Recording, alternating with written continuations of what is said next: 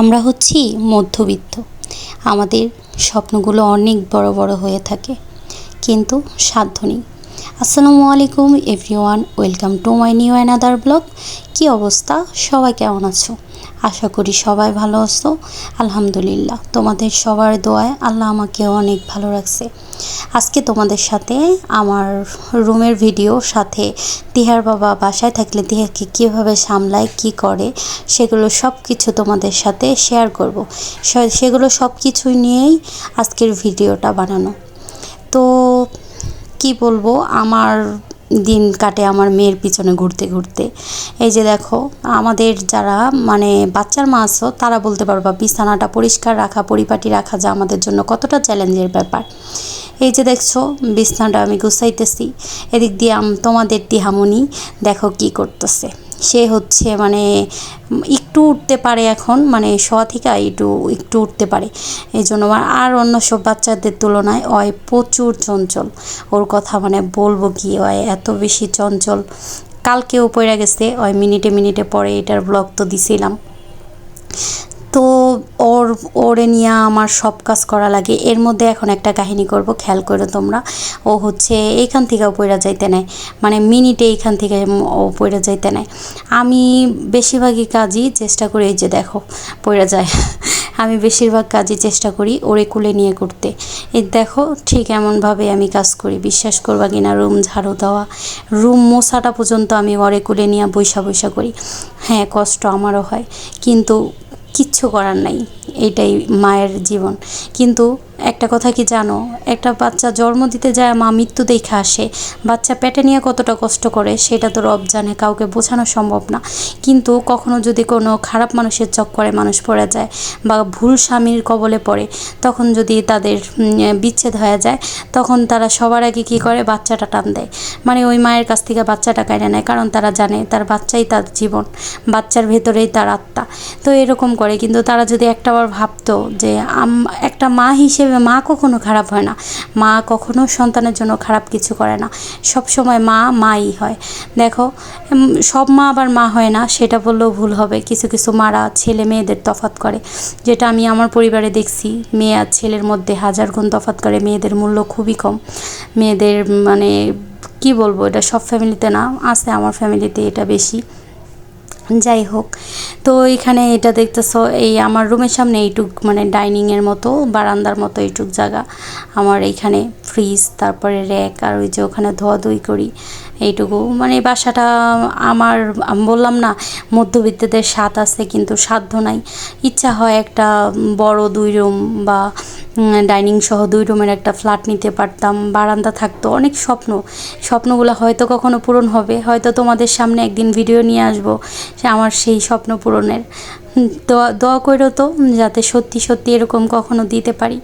তো এইভাবে আমার দিন কাইটা যায়। এদিকে দেখো, তিহার বাবা তিহার জন্য দুধ গোলাচ্ছে। তো আমি সব সময় বড় বড় স্বপ্ন দেখি, আর মনে মনে ভাবি আমার স্বপ্নগুলো কি কখনো পূরণ হইব।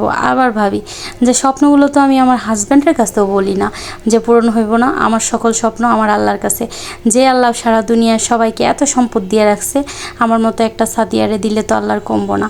তিহার বাবা আজকে সকালবেলা বাসায় আছে বলতে, সে জব করে, ছোটোখাটো একটা জব করে আমার হাজব্যান্ড। সকালে 1 সপ্তাহ থাকে নাইট, 1 সপ্তাহ থাকে ডে। তো সে আজকে রাতের অফিস, আজকে থেকে 1 সপ্তাহ নাইট করবে। তো আজকে দিনে বাসায় ছিল, বলতেছে যে রাতে ভোরে বলতেছে যে আচ্ছা তুমি এই পাশে আসো, আমি তিহার সাথে শুই, তুমি ঘুমায়া যাও। আজকে তুমি 12টা 1টা পর্যন্ত ঘুমাইবা, তোমার কেউ ডিস্টার্ব করবো না, আমি মেয়েরে রাখবো। তো মেয়েরে রাখছে।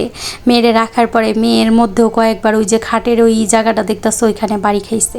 তো মেয়েরে বারবার আমারে উঠার পরে আমার মাথা হাতাইতেছিল, আর বলতেছিল, বউ আহারে আমার বউটা কত কষ্ট করে, তুমি ওরে কেমনে রাখো বউ, এই কথাটাও বলতেছিল। আমি বলি কেন, কয় তোমার মাইয়া যে পরিমাণ চঞ্চল, এত চঞ্চল বাচ্চা আমি কখনো আমি কেমনে সামলানো যায়। পরে আমি কই কী করবো, একটু বেশি চঞ্চল, না সব বাচ্চাদের তুলনায় একটু নড়াচড়াটা বেশি করে, হয়তো সব বাচ্চারাই করে, ও একটু বেশি করে। তো এদিক দিয়া সে আবার ঠান্ডা পানি খাইতেছে, আবার মেয়েরে নিয়ে তার আবার অনেক খুশি। মানে বাবারা যে মেয়েরে এত ভালোবাসে, আমার কথা কি বলবো, আমি বাবার আদর পাই নাই। বাবা ডাকলে কেমন লাগে আমি সেটাও জানি না, তবে আমার মেয়ের বাবা সেরা। আমি বলবো বাবা হিসেবে সে সেরা, সে স্বামী হিসেবেও সেরা, কারণ সে অনেক সুন্দর মনের একটা মানুষ। এই খারাপ যুগে আইসা আমি এমন একটা হাজব্যান্ড পেয়েছি যে কিনা একটা সিগারেটও খায় না, বন্ধুদের আড্ডা দেয় না, বা তার কোনো নোংরামিও করে না। এই পর্যন্ত কখনো আমাকে একটা ধমক দিয়েও কথা বলে না, ঝগড়া তো অনেক দূরে থাক। আমি মাঝে মধ্যে বলি যে কী গো, তোমার কি কখনো রাগ হয় না? কয় না গো, তোমার জামাই মাটির মানুষ, তার কোনো রাগ নাই, এরকম বলে। তো এদিকে দেখো আমার মেয়ে, সে হচ্ছে তার বাবারে পাইলে বিশ্বাস যদি করো এত খুশি সে থাকে। আমরা মধ্যবিত্ত, আমাদের স্বপ্নগুলোর কথা কি বলবো, আমার অনেক বড় বড় স্বপ্ন। তার মধ্যে একটা সবচেয়ে বড় স্বপ্ন হচ্ছে আমার মেয়েকে যাতে মানে অভাব জিনিসটা হয় না পায়, আর মানুষের কথা জানি হয় না শুনতে হয়, আমি সেটা চাই। আমি আমার মেয়েকে নিয়ে ঘর থেকেই বের হই না, মানে কি বলবো, আমি মানুষের সাথে কম মিশি। একটা কথা সব সময় খেয়াল রাখবা, যেখানে আড্ডা সেইখানে একবার কথা বলতে যাইবা না। যেখানে দেখবা 5 জন একসাথে হয়েছে, মহিলারা গল্প করতেছে, সেখান থেকে তুমি সরে আসবা। তাতে তারা তোমারে খারাপ ভাবতে পারে, কিন্তু সত্যি বলতে তুমি গীবত থেকেও বাঁচবা। আর ওইখানে তুমি একটা কথা মনে রাখবা, যারা তোমার সামনে তোমার অন্যের বদনাম করে, ঠিক তোমার পিছনে তারা তোমার বদনামও করব। যেমন এগুলো আমি অনেক প্রমাণ পাইছি, হঠাৎ মানুষের কাছে অপ্রিয় হয়ে যায়, কত ঘটনা ঘটে। এগুলা দেখে এখন আমি আমার মেয়ে, হাজব্যান্ড, ওদের নিয়ে আমার জীবনই করে নিছি।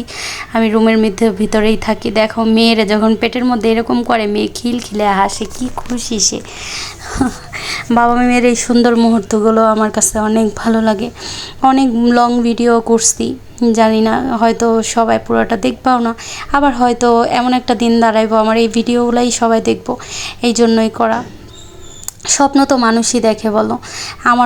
আমি যেহেতু অনেক একাকিত্ব একটা মানুষ, আমি চাই আমার অনেক আপন মানুষ হোক। দূরের মানুষগুলো আসলে অনেক আপন হয়, আত্মার মানুষ হয়। এদিক দিয়ে দেখো তোমাদের তিহামণিকে তার বাবা ফিটার খাওয়াবে, সে ফিটার খাইবো না। মানে সে এরকমই, মানে কানতে থাকে, যেই ফিটার গোলানো হয় তার জন্য মুখে দেয়, সে আর খাইতে চায় না, বায়না করতে থাকে, নানান বায়না তার। আমার মানে মেয়েটার কথা কি বলবো, মেয়েটা আমার খুবই দুষ্ট। সবাই আমার মেয়েটার জন্য দোয়া করো, ওরে জানি আল্লাহ সুস্থ রাখে। ওরে দুনিয়াতে আনতে যায়, বিশ্বাস করো আমি মরণ দেখে আসছি। অন্য একটা ব্লগে ইনশাল্লাহ শেয়ার করব আমার তিহামণি দুনিয়াতে আসার সেই মর্মান্তিক কঠিন কষ্টগুলা। তখন তোমরা বুঝতে পারবা যে আসলে সত্যি একটা মা কতটা কষ্ট করতে পারে। আমি আসলে কষ্টকে তখন কষ্ট মনে করলেও কষ্ট লাগছে, কিন্তু আমি তখন নিজের হায়ারটা আল্লাহর কাছে চাইছি যে আল্লাহ আমারে বাঁচিয়ে রাখো, আমার মেয়েটারে কে দেখবো। তো এই যে দেখতেছো আমার ছোট্ট একটা ঘরে, ছোট্ট একটা সংসারে আমার ভালো একটা হাজব্যান্ড, আমার মেয়ে, আর মানে এই সংসারটার মধ্যে অভাব আছে জানো, আমাদের অনেক অভাব আছে, কিন্তু আলহামদুলিল্লাহ সকল প্রশংসা আল্লাহর। আমাদের সংসারে কোনো অশান্তি নাই বা কোনো ঝগড়া বিবাদ এগুলো নাই। পুরো ভিডিওটা সবাই দেখো, কেমন লাগলো কমেন্ট করো। আল্লাহ হাফেজ সবাইকে।